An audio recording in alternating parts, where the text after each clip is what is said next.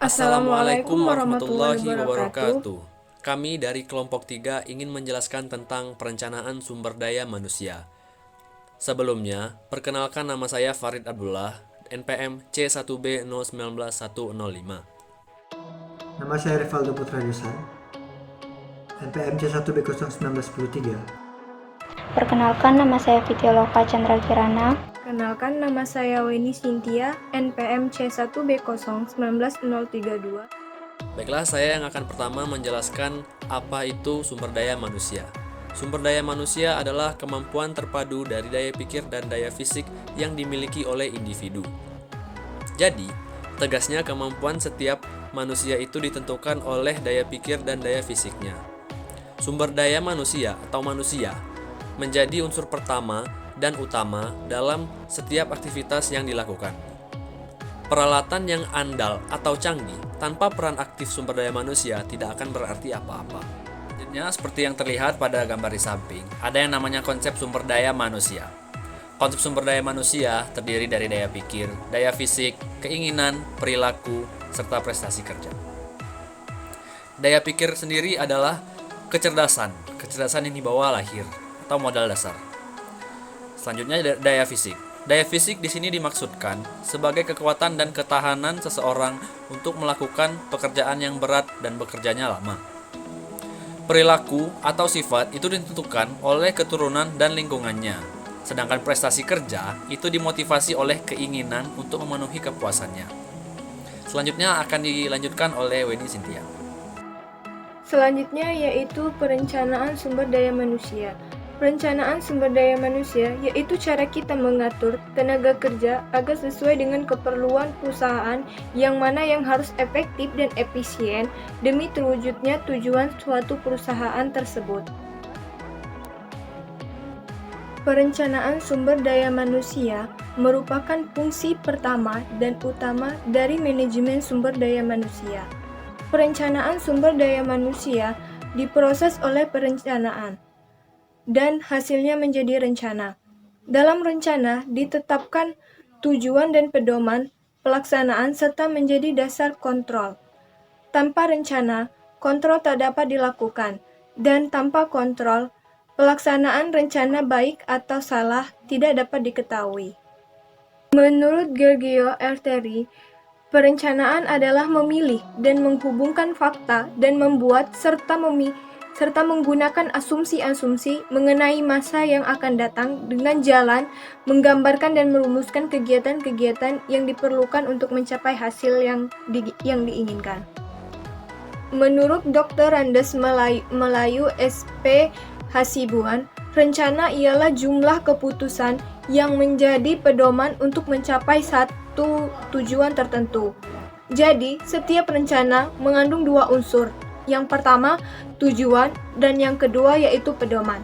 Selanjutnya yaitu tujuan perencanaan sumber daya manusia. Yang pertama, untuk menentukan kualitas dan kuantitas karyawan yang akan mengisi semua jabatan dalam perusahaan. Yang kedua, untuk menjamin tersedianya tenaga kerja masa kini maupun masa depan sehingga setiap pekerjaan ada yang mengerjakannya. Yang ketiga, untuk menghindari terjadinya mismanagement dan tumpang tindih dalam pelaksanaan tugas. Yang keempat, untuk memudahkan koordinasi, integrasi, dan sinkronisasi sehingga produktivitas kerja meningkat. Yang kelima, untuk menghindari kekurangan atau kelebihan karyawan. Dan yang keenam, untuk menjadi pedoman dalam menetapkan program penarikan, pengembangan, kompensasi, penintegrasian, pemeliharaan, kedisiplinan, dan pemberhentian karyawan. Yang ketujuh, menjadi pedoman dalam melaksanakan mutasi vertikal ataupun horizontal dalam pensiunan karyawan. Yang terakhir yaitu menjadi dasar dalam melakukan penilaian karyawan. Baiklah, di sini saya akan menjelaskan yaitu tentang metode, informasi, dan peramalan PSDM. Baiklah, yang pertama yaitu metode. Metode dibagi menjadi dua.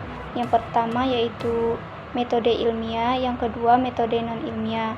Baiklah, di sini saya akan menjelaskan yaitu tentang metode ilmiah.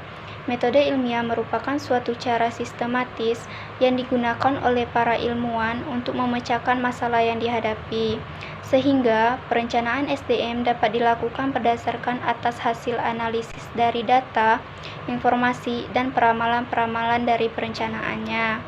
Rencana SDM semacam ini resikonya relatif kecil, karena segala sesuatunya telah diperhitungkan terlebih dahulu.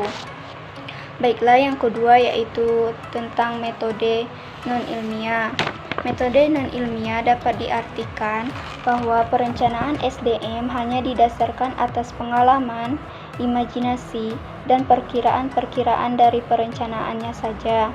Rencana SDM semacam ini resikonya relatif cukup besar. Misalnya, kualitas dan kuantitas tenaga kerja tidak sesuai dengan kebutuhan perusahaan. Akibatnya, tembus mismanagement dan pemborosan yang dapat merugikan perusahaan. Baiklah, selanjutnya saya akan menjelaskan yaitu tentang informasi. Informasi adalah data yang telah diolah menjadi suatu bentuk penting bagi penerima dan mempunyai nilai yang nyata atau dapat dirasakan dalam keputusan-keputusan yang akan datang. Selanjutnya yaitu tentang peramalan. Peramalan adalah suatu perencanaan SDM yang baik adalah jika ia dapat meramalkan masa depannya dengan cara memproyeksikan hasil analisis informasi yang diperolehnya. Peramalan biasanya untuk masa 5 tahun yang akan datang. Apabila ramalan-ramalannya mendekati kebenaran, rencana itu baik dan benar karena ia dapat membaca situasi masa yang akan datang dengan lebih baik. Selanjutnya yaitu ada prosedur atau metode perencanaan SDM meliputi yang pertama, menetapkan secara jelas kualitas dan kuantitas SDM yang dibutuhkan. Yang kedua, mengumpulkan data dan informasi tentang SDM. Yang ketiga, mengelompokkan dan informasi dan serta menganalisis. Yang keempat, yaitu menetapkan beberapa alternatif. Yang kelima, memilih yang terbaik dari alternatif yang ada menjadi rencana. Yang terakhir yaitu menginformasikan rencana kepada para karyawan untuk direalisasikan. Di sini saya akan menjelaskan poin terakhir, yaitu perencanaan fungsi-fungsi MSDM. Di mana tujuan dari fungsi-fungsi MSDM ini sendiri yaitu untuk menganalisis pembahasan sistematis, teratur, dan baik sehingga mudah dipahami, dan juga menjadi pedoman bagi manajer dalam melaksanakan langkah-langkah kepemimpinannya di bidang sumber daya manusia. Agar setiap fungsi MSDM diterapkan dengan baik dan tepat, maka perlu perencanaan terlebih dahulu. Dan fungsi ini mengatur organisasi, pengarahan, pengendalian, pengadaan, pengembangan, kompensasi, pengintegrasian, pemeliharaan, kedisiplinan, dan juga pemberhentian terhadap MSDM itu sendiri. Fungsi-fungsi ini sangat diperlukan bagi perusahaan supaya tujuan utamanya itu tercapai dan terstruktur dengan tepat. Itu saja presentasi dari kelompok kami. Lebih dan kurang kami mohon maaf, kepada Tuhan kami mengampun. Saya akhiri. Wassalamualaikum warahmatullahi wabarakatuh.